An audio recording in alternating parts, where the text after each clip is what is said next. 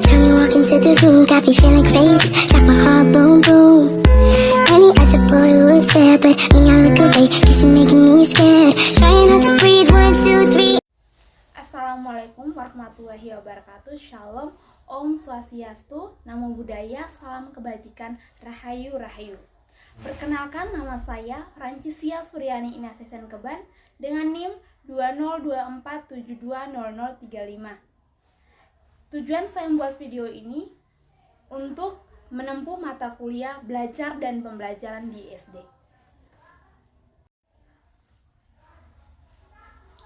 Puji syukur kita panjatkan kehadirat Tuhan Yang Maha Esa, karena atas rahmat dan karunia-Nya, penulisan buku ini dapat diselesaikan dengan baik.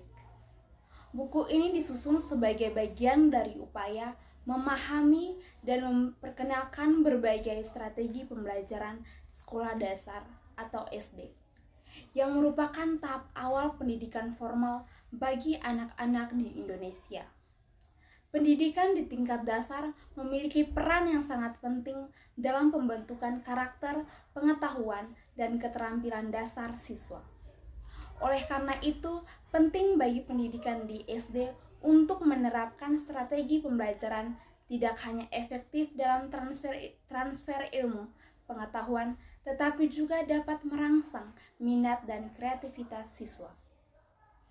Dengan menggunakan strategi yang tepat, proses belajar mengajar dapat menjadi lebih menarik dan bermakna bagi siswa, sehingga mereka dapat memahami materi dengan baik dan berkembang secara maksimal. Dalam buku ini dibahas berbagai strategi pembelajaran yang dapat diterapkan di tingkat SD, mulai dari pembelajaran berbasis pengalaman, pendekatan kontekstual, hingga penggunaan teknologi sebagai alat bantu pembelajaran. Selain itu, penulis juga menyertakan berbagai teori dan pendapat dari ahli pendidikan yang relevan untuk memberikan pemahaman yang lebih mendalam tentang bagaimana cara guru di SD dapat menciptakan suasana belajar yang efektif dan menyenangkan.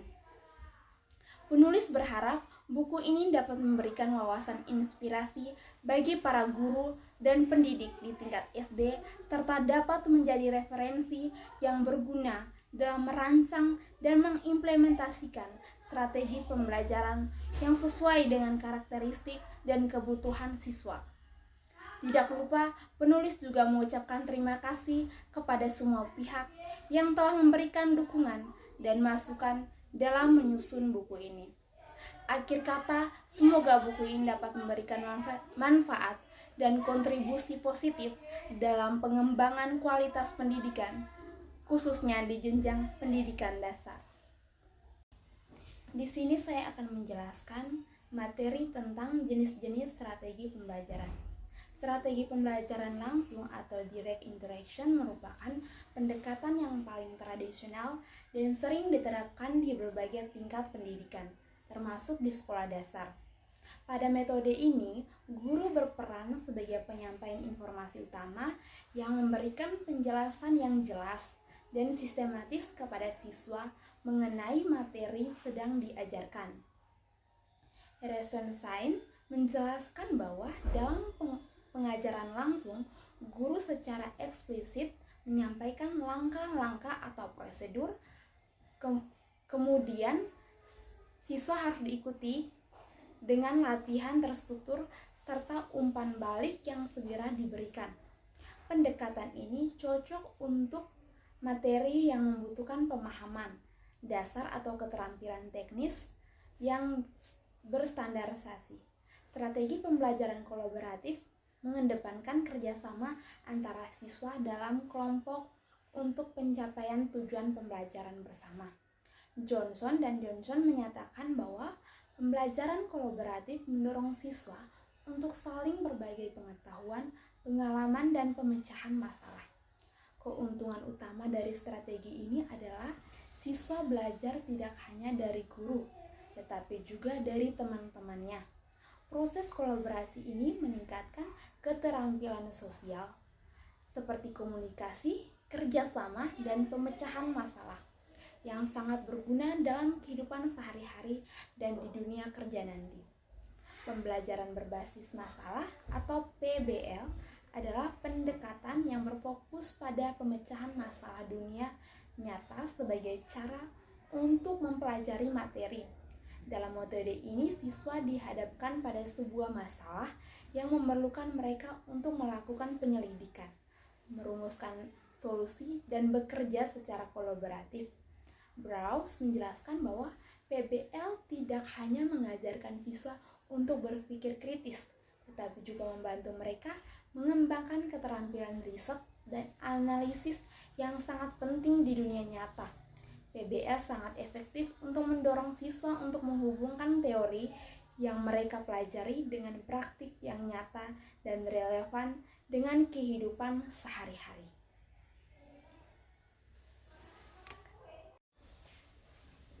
Pembelajaran berbasis proyek adalah strategi yang mengharuskan siswa untuk bekerja dalam proyek jangka panjang yang berfokus pada pencapaian tujuan tertentu. Thomas 2000 menjelaskan bahwa PBL memungkinkan siswa untuk mengembangkan keterampilan kerja nyata seperti riset, perencanaan, kolaborasi, dan komunikasi dalam rangka menyelesaikan sebuah proyek. Dalam pendekatan ini, siswa tidak hanya mengerjakan tugas atau soal yang terisolasi, tetapi mereka terlibat dalam suatu proyek yang menggabungkan berbagai disiplin ilmu dan keterampilan. Dengan PBL, siswa mendapatkan pengalaman langsung yang dapat mengembangkan kreativitas dan pemikiran kritis mereka, serta lebih siap menghadapi tantangan di luar lingkungan sekolah. 1. Strategi pembelajaran aktif. Strategi pembelajaran aktif telah menjadi pendekatan yang populer dalam dunia pendidikan. Pendekatan ini menekankan keterlibatan siswa secara langsung dalam proses pembelajaran, bukan hanya sebagai penerima informasi pasif. Menurut Bonnell dan Erickson, pembelajaran aktif adalah pendekatan yang melibatkan siswa dalam berbagai aktivitas yang mendorong mereka untuk berpikir, bertanya, dan berinteraksi dengan materi pembelajaran. Pembelajaran dirancang untuk memfasilitasi siswa agar lebih aktif dalam konstruksi pengetahuan.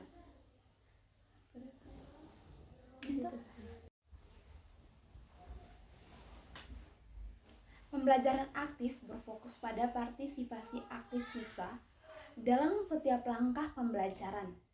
Menurut Felder dan Brand, strategi ini bertujuan untuk mengubah siswa dari sekadar pendengar pasif menjadi peserta aktif yang terlibat dalam perencanaan, pelaksanaan, dan evaluasi proses pembelajaran. Dalam konteks ini, guru bertindak sebagai fasilitator yang mendukung eksplorasi siswa, memberikan kesempatan untuk berpikir kritis dan memecahkan masalah. Tujuan utama dari strategi pembelajaran aktif adalah untuk mengembangkan keterampilan berpikir kritis, analitis, dan kreatif pada siswa. Dewey menekankan bahwa pembelajaran yang aktif dapat menciptakan pengalaman yang bermakna dan relevan bagi siswa. Pembelajaran yang tidak hanya berfokus pada hafalan, tetapi juga pada pemahaman dan penerapan konsep akan lebih efektif dalam mempersiapkan siswa menghadapi tantangan di dunia nyata. Beberapa komponen utama dalam pembelajaran aktif meliputi partisipasi siswa, penggunaan sebagai metode pembelajaran yang melibatkan interaksi serta menekankan pada refleksi dan evaluasi. Menurut Prince, pembelajaran aktif memerlukan peran serta siswa dalam menganalisis, mengedukasi, dan menyelesaikan masalah atau tugas yang diberikan oleh guru. Guru harus menciptakan suasana yang memungkinkan siswa untuk bertanya, berbagai ide, dan bekerja sama. Dalam pembelajaran aktif, guru berfungsi sebagai fasilitator dan pembimbing. Brentford et al. menjelaskan bahwa guru tidak hanya menyampaikan materi tetapi juga merancang kegiatan yang memungkinkan siswa untuk melakukan eksplorasi dan menemukan pengetahuan mereka sendiri. Guru memberikan umpan balik yang konstruktif dan mendukung perkembangan keterampilan sosial dan komunikasi siswa.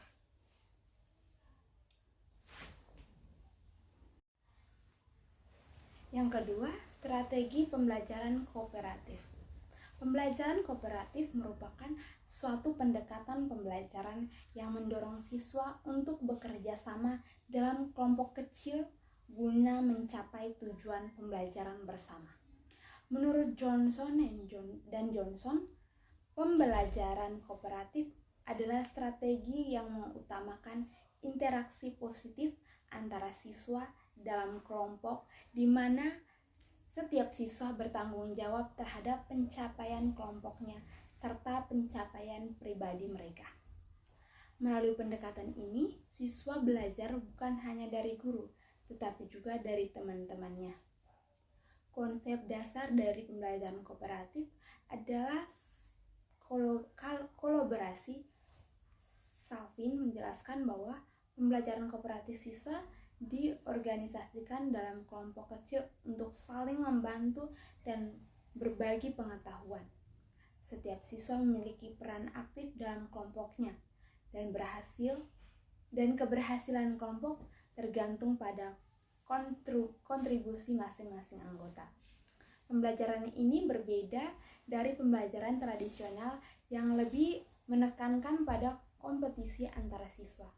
Tujuan utama pembelajaran kooperatif adalah untuk mengembangkan keterampilan sosial dan akademik siswa secara bersamaan. Menurut Johnson dan Holbeck, tujuan pembelajaran kooperatif adalah menciptakan lingkungan yang memfasilitasi siswa untuk belajar bersama, berbagi ide, dan memecahkan masalah secara kolektif. Pembelajaran ini tidak hanya fokus pada pencapaian akademik, tetapi juga pada pembentukan karakter dan kemampuan sosial siswa. Pembelajaran kooperatif didasarkan pada beberapa prinsip utama, seperti saling ketergantungan positif dan tanggung jawab individu interaksi. Interaksi, tatap muka, dan keterampilan sosial. Ketergantungan positif terjadi ketika setiap anggota kelompok merasa bahwa keberhasilan mereka bergantung pada keberhasilan anggota lainnya. Prinsip ini mendorong setiap siswa untuk berusaha keras agar seluruh kelompok mencapai tujuan bersama. Pembelajaran kooperatif memberikan berbagai manfaat baik bagi siswa maupun guru. Menurut Salvin, pembelajaran kooperatif dapat meningkatkan motivasi siswa karena mereka merasa terlibat dan dihargai dalam proses belajar. Selain itu, pembelajaran ini juga membantu mengembangkan keterampilan sosial siswa seperti kerjasama, komunikasi, dan pemecahan masalah yang sangat penting dalam kehidupan sehari-hari dan di dunia kerja. Guru dalam pembelajaran kooperatif berperan sebagai fasilitator yang merancang dan mengelola aktivitas kelompok. Johnson dan Johnson menyatakan bahwa meskipun siswa bekerja secara kelompok, peran guru tetap sangat penting dalam memberikan arahan, motivasi, dan memastikan bahwa proses pembelajaran berjalan dengan lancar. Guru juga harus mengawasi interaksi antara siswa untuk memastikan bahwa semua siswa terlibat aktif dan kontribusinya dihargai.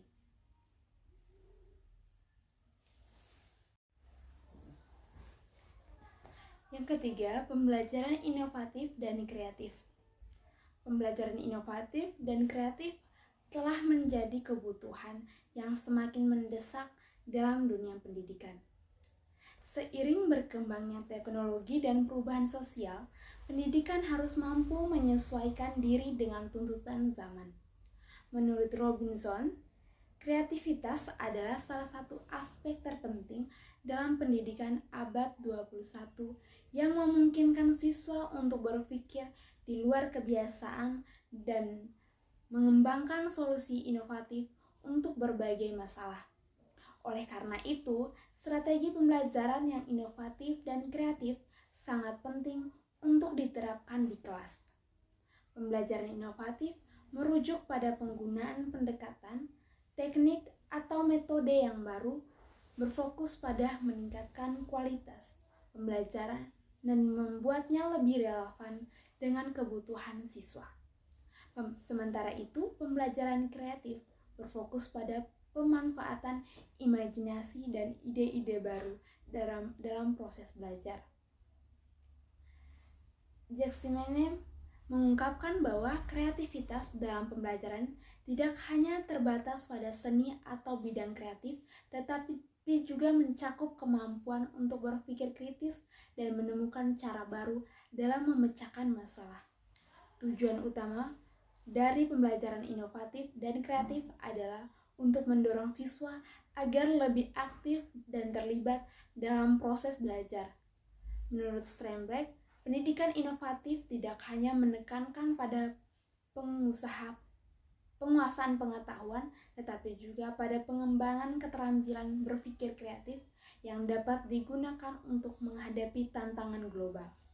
Pembelajaran seperti ini mendorong siswa untuk berinovasi, mengeksplorasi ide baru, dan berpikir out of the box. Kreativitas memungkinkan yang sangat penting pendidikan.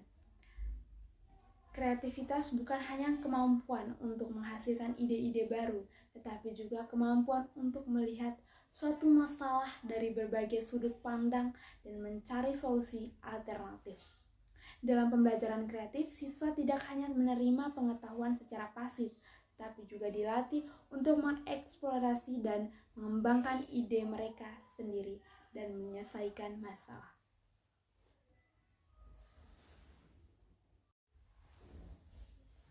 Pembelajaran inovatif dan kreatif melibatkan beberapa komponen penting, seperti kebiasaan berpikir, kolaborasi, dan penggunaan teknologi. Prensky 2001 menyebutkan bahwa teknologi dapat menjadi alat yang sangat efektif untuk mendukung kreativitas dalam pembelajaran. Selain itu, pembelajaran harus memberikan ruang bagi siswa untuk bereksperimen dan mencoba hal-hal baru tanpa rasa takut dan akan kegagalan. Oleh karena itu, guru perlu menciptakan lingkungan yang mendukung dan mendorong eksplorasi. Salah satu strategi pembelajaran inovatif adalah pembelajaran berbasis proyek atau Project Based Learning (PBL). Thomas 2000 mengungkapkan bahwa PBL memberikan siswa kesempatan untuk belajar melalui pengalaman nyata dengan mengerjakan proyek yang relevan dengan kehidupan mereka. Dalam model ini, siswa diberi ketantangan untuk memecahkan masalah yang kompleks dengan bekerja dalam kelompok dan mengaplikasikan pengetahuan mereka secara praktis. Selain PBL, strategi pembelajaran berbasis masalah atau Problem Based Learning (PBL) juga sangat efektif dalam mengembangkan kreativitas siswa. Burroughs menyatakan bahwa dalam PBL, siswa dihadapkan pada masalah dunia nyata yang menuntut mereka untuk berpikir kritis, merancang solusi, dan bekerja sama dalam kelompok. Pembelajaran ini mengajarkan siswa bagaimana menghadapi situasi yang tidak terduga dan mencari solusi secara inovatif. Teknologi berperan penting dalam mendukung pembelajaran inovatif dan kreatif. Prensky menjelaskan bahwa teknologi menyediakan berbagai alat yang memungkinkan siswa untuk lebih aktif dalam belajar, baik melalui aplikasi, permainan edukatif, maupun platform pembelajaran online. Teknologi memberikan siswa kesempatan untuk beraksi dan bekerja sama dalam lingkungan digital yang sangat relevan dengan kebutuhan dunia modern. Yang keempat, strategi pembelajaran berbasis teknologi. Pembelajaran berbasis teknologi telah menjadi salah satu pendekatan yang sangat relevan di dunia pendidikan modern. Seiring dengan kemajuan teknologi informasi dan komunikasi, strategi pembelajaran yang sangat memanfaatkan teknologi memberikan peluang untuk meningkatkan kualitas pendidikan. Menurut Bates 2015, teknologi dalam pendidikan tidak hanya memberikan akses yang lebih luas terhadap informasi, tetapi juga mendukung pembelajaran yang lebih fleksibel, interaktif, dan menarik. Pembelajaran berbasis teknologi atau Technology Enhanced Learning atau TL merujuk pada penggunaan berbagai perangkat dan aplikasi teknologi untuk mendukung dan meningkatkan proses pembelajaran. Laureate menjelaskan bahwa TL mencakup pemanfaatan alat digital seperti komputer, internet, aplikasi, perangkat lunak, dan perangkat multimedia untuk meningkatkan keterlibatan dan efisien belajar. Pembelajaran ini bertujuan untuk menciptakan belajar yang lebih menarik dan efektif bagi siswa. Teknologi memiliki peran yang sangat penting dalam pendidikan karena dapat memperluas akses ke sumber daya pendidikan. Seperti yang dijelaskan oleh Selwyn, teknologi memungkinkan siswa untuk mengakses berbagai materi pembelajaran kapan saja dan di mana saja. Hal ini pembelajaran lebih fleksibel dan memungkinkan siswa untuk belajar sesuai dengan ritme mereka sendiri. Selain itu, teknologi juga memfasilitasi pembelajaran yang lebih interaktif dan kolaboratif. Pembelajaran berbasis teknologi memiliki berbagai manfaat yang signifikan. Oke, jadi kesimpulan dari jenis-jenis strategi pembelajaran merupakan cara atau pendekatan yang digunakan guru untuk mencapai tujuan pembelajaran secara efektif. Jenis-jenis strategi pembelajaran dapat dibedakan berdasarkan pendekatan yang digunakan, yaitu 1. Strategi pembelajaran aktif. Strategi pembelajaran aktif telah menjadi pendekatan yang populer dalam dunia pendidikan. Pendekatan ini menekankan keterlibatan siswa secara langsung dalam proses pembelajaran, bukan hanya sebagai penerima informasi pasif. Yang kedua, strategi pembelajaran kooperatif. Pembelajaran kooperatif merupakan suatu pendekatan pembelajaran yang mendorong siswa untuk bekerja sama dalam kelompok kecil guna mencapai tujuan pembelajaran bersama. Yang ketiga, pembelajaran inovatif dan kreatif. Pembelajaran inovatif dan kreatif telah menjadi kebutuhan yang semakin mendesak dalam dunia pendidikan seiring berkembangnya teknologi dan perubahan sosial. Pendekatan harus mampu menyesuaikan diri dengan tuntutan zaman. Yang keempat, strategi pembelajaran berbasis teknologi. Pembelajaran berbasis teknologi telah menjadi salah satu pendekatan yang sangat relevan di dunia pendidikan modern. Kesimpulannya, berbagai jenis strategi pembelajaran memiliki tujuan yang berbeda namun saling melengkapi untuk meningkatkan kualitas pembelajaran. Pemilihan strategi yang tetap bergantung pada tujuan pembelajaran, karakteristik siswa, serta konteks pendidikan yang ada. Sekian pemaparan materi dari saya. Mohon maaf jika ada salah kata dan penyampaian. Saya Francisia Suryani Nesesen Keban dengan NIM 20247200035 mengucapkan terima kasih dan wassalamualaikum warahmatullahi wabarakatuh.